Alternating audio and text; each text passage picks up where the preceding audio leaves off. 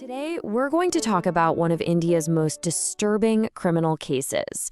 It's a story that starts with missing children, but it unravels into this national nightmare of alleged serial murder, and maybe even more chilling, a story about profound institutional failure. So let's go back to Noida, a city right next to Delhi, around 2005 and 2006. In what seemed like a totally ordinary neighborhood, something truly terrible was unfolding, completely hidden in plain sight. And this is the question, right? It's the one that hangs over this entire case. It's a question that parents were screaming, but one that the authorities just seemed unable, or maybe even unwilling to answer. To really understand what went down, we need to start with the community at the heart of it all. We need to start in Nithari village. So what was Nithari like? Well, it was a close-knit, lower-middle-class area. A lot of the residents were migrant workers, people working as maids, drivers, day laborers. And their kids, just like kids everywhere, played out in the streets and alleys of their neighborhood, a place that really should have been safe. But it wasn't safe. Not at all. Between 2005 and 2006, this horrifying pattern started to emerge. One by one, kids just started vanishing. And we're not talking about one or two. We're talking more than a dozen, most of them young girls. And this just perfectly shows you the first and maybe the most critical failure. Just look at the difference. On one side, you've got these frantic parents, filing police reports, literally begging for someone to help them. And on the other side, an official response that was just tragically indifferent. The police wrote them off as runaways, or maybe trafficking cases, but no real coordinated investigation ever got off the ground. The alarms were blaring, but it felt like nobody was listening. So, with absolutely no help coming from the authorities, the mystery would eventually, and horribly, zero in on a single address: House D5. From the outside, there was absolutely nothing special about this house. It was owned by this wealthy businessman, Mominder Singh Ponder, who wasn't around much. His domestic helper, a man named Surinder Kohli, was the one who was always there managing the property. They were just part of the neighborhood landscape. Until they weren't. Then, in December 2006, the truth started to bubble up in the most gruesome way you can imagine. Residents found human remains in a drain right behind House D5. A discovery like that is impossible to ignore.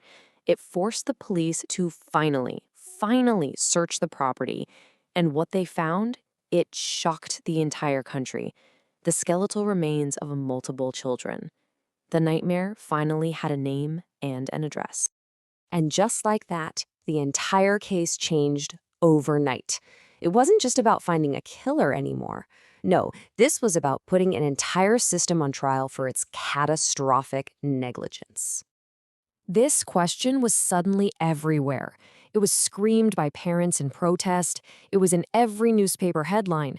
The outrage across the country wasn't just pointed at the suspects. It was aimed squarely at the authorities who had let this go on for so long. This brings us to a really crucial idea here: systemic failure. See, this wasn't just about one or two bad police officers.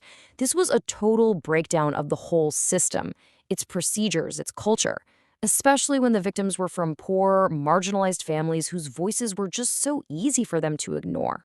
And what's so telling is that even after this horrific discovery, the systemic failures just kept coming. The investigation itself was a complete mess. Kacholi's supposed confession was questioned, how they handled the evidence was slammed, and the forensic work was torn apart in court. So instead of getting clearer, the path to the truth just got muddier and muddier. And all of that led to this long, twisted, and frankly deeply unsatisfying journey through the Indian legal system. A journey where clear answers and any real sense of justice just seemed to slip through everyone's fingers. So the two men at the center of this whole storm were Surinder Kohli, who the police said confessed, and his boss, Mominder Singh Ponder, who was accused of being involved.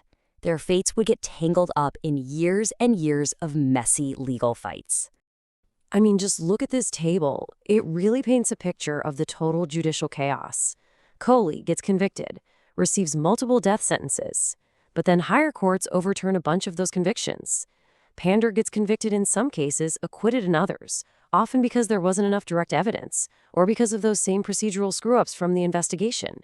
You have to imagine what this was like for the victims' families. This wasn't justice. It was a devastating, confusing mess.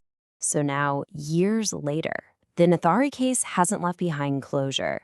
All it's left are these deep, lingering shadows, just filled with questions that have never been answered. Think about this. Because of the state of the remains and the botched forensic work, this simple, heartbreaking question is still out there.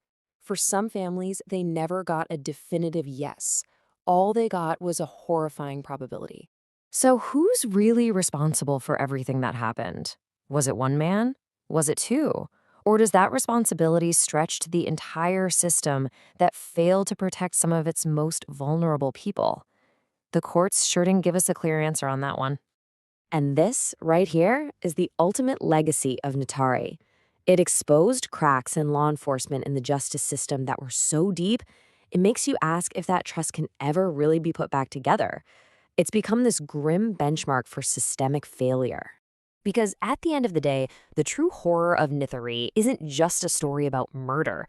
It's a warning. A warning about what happens when a society turns away, when its institutions just don't care, and when the voices of the powerless are completely ignored. Until it is far, far too late.